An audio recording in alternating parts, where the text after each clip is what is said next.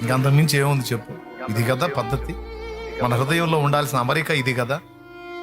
కానీ ఇప్పటిదాకా మనం తప్పు ట్రాక్లోనే ఉన్నాం. మనం కలిగి ఉన్న వాటిని గొప్పగా ఎంచుకున్నాం, కానీ అన్నిటికంటే టాపులో ఆయన కృప ఉందన్న సంగతి మనం విస్మరించాం. ఎంత శాశ్వత కృప చూపాడో చూడు. పర్వతాలు తొలగినా, మెట్టలు తత్తరిల్లినా నా కృప నిన్ను విడిచిపోదన్నాడు.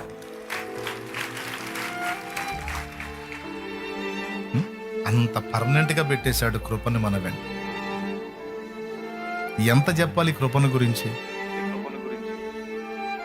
ఇది కీలకమైన పాయింటా కాదా? అదే మనం కలిగి ఉన్న వాటిని బట్టి గొప్పగా చేస్తే మనం అహంకారులం, మనం అయోగ్యులం, అపాత్రులం అని గుర్తించి మన అయోగ్యతను మనం ఎరిగి మాట్లాడినట్టయితే మనం దేవుని ఎదుట దీనులం. అప్పుడు ఇంకా ఎక్కువ కృప దొరికింది మనకి.